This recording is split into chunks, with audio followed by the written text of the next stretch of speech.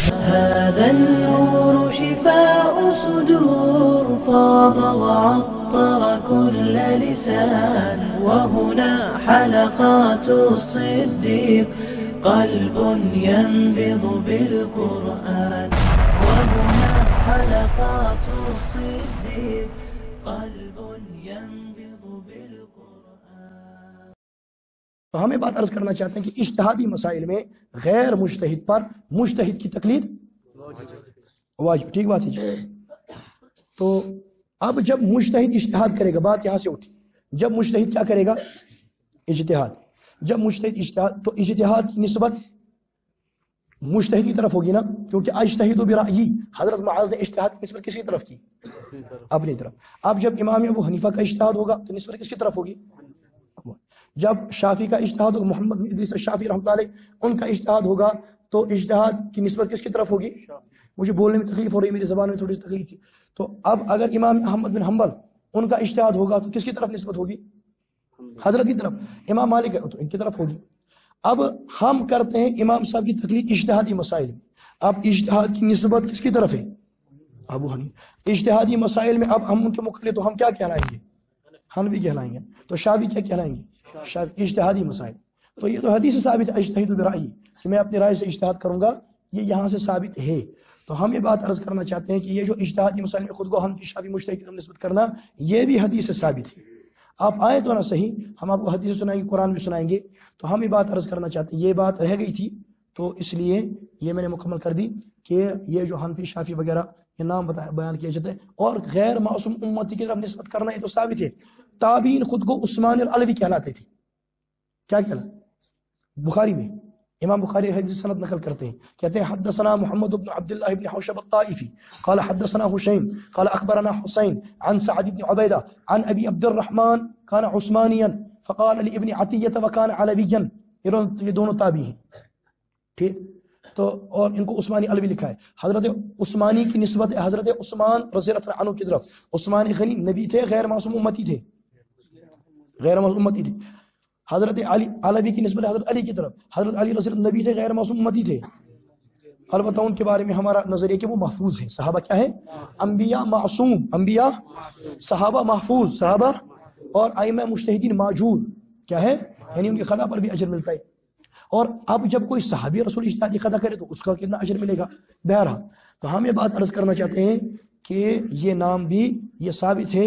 اور یہ ہم نے بتایا اجتہادی مسائل میں غیر مجتہد پر مجتہد کی تقلید واجب ہے، اور یہی مسئلہ ہے اور یہی حق ہے اور یہی ٹھیک ہے. یہ سوالات آئے ہیں. سوال کرتے ہیں کہ آج چونکہ ظہر کا وقت 12:30 کے بعد سے شروع ہوتا ہے، تو لیکن جمعہ کے دن بہت ساری مسجدوں میں پہلی اذان 12:30 پر ہی ہوتی ہے. کیسے؟ یہ صحیح نہیں ہے. اذان تب دے جب برابر کیا ہو جائے، ظہر کا وقت آ جائے، تب پہلی اذان دے. بعد میں اگر آپ کے مولوی صاحب تقریر کرتے ہیں، وہ تقریر کرنا جائز ہے، ضروری نہیں ہے. جو جمعہ کے 2 خطبے ہوتے ہیں نا، وہ ہوں گے عربی میں. جمعہ کا خطبہ غیر عربی زبان میں نہیں ہوتا ہے. اردو میں کوئی جمعہ کا خطبہ دے، کشمیری میں دے، جمعہ کا خطبہ کبھی بھی جناب نبی کریم علیہ السلام نے غیر عربی زبان میں خطبہ نہیں دیا. آپ سے ثابت، صحابہ سے ثابت. آپ کے صحابہ افریقہ پہنچے تھے نہیں پہنچے تھے؟ اجمی علاقوں میں گئے دین لے کر یہاں، بلکہ وہ ہمارے علماء نے بیان یہاں سندھ ملتان تک آئے. کبھی کسی صحابی رسول سے ثابت کر دو کہ انہوں نے کسی اجمی علاقے میں ان کی زبان میں کسی غیر عربی زبان میں خطبہ دیا؟ نہیں. اور اب یہ وجہ کیا بیان کرتے ہیں؟ نہیں جی، واضح و نصیحت ہے نا، لوگوں کو سمجھ آنا چاہیے. جمعہ کے خطبے کا واضح و نصیحت ہونا کہیں ثابت نہیں ہے، بلکہ جمعہ کا خطبہ ذکر ہوتا ہے. کیا ہوتا ہے؟ ہاں، بخاری شریف میں مشہور حدیث ہے کہ نبی علیہ السلام نے فرمایا، یعنی عوام کے اندر جو مشہور روایت ہے کہ نبی علیہ السلام فرمایا جو پہلے جمعہ کے اندر یعنی جو مسجد میں آتا ہے اس کو اونٹ ذبح کرنے کا ثواب، پھر چلتے چلتے کہاں تک وہ انڈا وغیرہ. اس سے فتاوی ستاریہ میں استدلال کیا کہ انڈا بھی ذبح کر سکتے ہیں. بہرحال تو انہوں نے استدلال کیا. تو بہرحال تو آگے چلیے. تو اب اس کے بعد آقا علیہ السلام نے فرمایا کہ جب امام نکلتا ہے، یعنی خطیب امام نکلتا ہے، تو فرشتے اپنے وہ سارا بند کر کے ذکر سننے کے لیے بیٹھ جاتے ہیں. تو وہاں بخاری میں ذکر کا لفظ ہے. معلوم ہوا کہ خطیب خطبہ کیا ہوتا ہے؟ یہ بخاری میں حدیث ہے، ذکر ہوتا ہے. تو ذکر یہ واضح نصیحت نہیں ہے کہ اس علت پر تم اس کو اردو کشمیری میں کہہ دو. جمعہ کو خطبہ ہوگا تو دونوں کس میں ہوں گے؟ اب تو ان کا مسئلہ ہے نا، ہم کہتے ہیں یعنی ایک ہی خطبہ دینا جو ہے وہ ضرورت میں سے دوسرا سنت ہے. چونکہ ایک خطبہ کیا دیتے ہیں؟ اردو میں وہ کشمیر تقریر وغیرہ کرتے ہیں، اور ایک خطبہ کیا دیتے ہیں عربی. اس لیے ہم کہتے ہیں چلو اس واسطے ان کے جمعہ پر ویسا فتویٰ نہیں آئے گا. اگر کبھی غیر مقلد دونوں خطبے کیا دے، غیر عربی زبان میں کوئی دے، تو وہ جمعہ نہیں ہوتا، کیونکہ خطبہ ہی نہیں ہوا. تو بات سمجھے آگے. ہمارے خطیب دونوں خطبے کیا دیتے ہیں؟ ہاں، اس سے پہلے جو اردو میں تقریر ہوتی ہے، کشمیری تقریر ہوتی ہے، وہ جمعہ کا خطبہ، وہ امر بالمعروف نہیں عن المنکر واعظ و نصیحت ہوتا ہے، جس پر انہوں نے وہاں شور مچایا تھا، پچھلی مرتبہ بات ہی نہیں پوری سنی تھی. تو وہ جمعہ کا وہ امر بالمعروف نہیں عن المنکر ہوتا ہے، واعظ. اور یہ صحابہ سے ثابت ہے. کن سے؟ ہاں، صحابہ سے ثابت ہے. اسی لیے ہم کہتے ہیں جائز ہے. اگر جمعہ دا مولوی صاحب اس بیان کران چھو یا تقریر کران چھو، یہ چھو جائز، ضروری چھو نا. لوگوں نے اصل کا پتہ صحابہ سے ثابت ہے.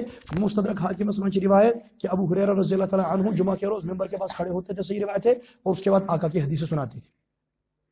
واعظ و نصیحت کا شدہ نہ تو آقا کی حدیث کے سے بہتر واعظ و نصیحت کیا ہے؟ کچھ ہے؟ تو ابو ہریرہ حدیث سناتے تھے. پھر جب خطیب خطبے کے لیے نکلتا تو ابو ہریرہ بیٹھ جاتے تھے. تو یہ صحابہ سے ثابت ہے، اس لیے جائز. تو یہ خطبہ جو ہوگا کیسے ہوگا؟ عربی میں ہوں گے، اور اس کے علاوہ جو زبان پھر آپ وہ پنجابی میں تقریر کرے، کوئی کس میں کرے. اچھا یہ بھی دیکھیں، یہ کہتے ہیں خطبہ نیچے حضور علیہ الصلوۃ والسلام سے بیٹھ کر خطبہ دینا بھی، تقریر کرنا بھی ثابت ہے، اور بخاری میں کئی جگہ پر ہے.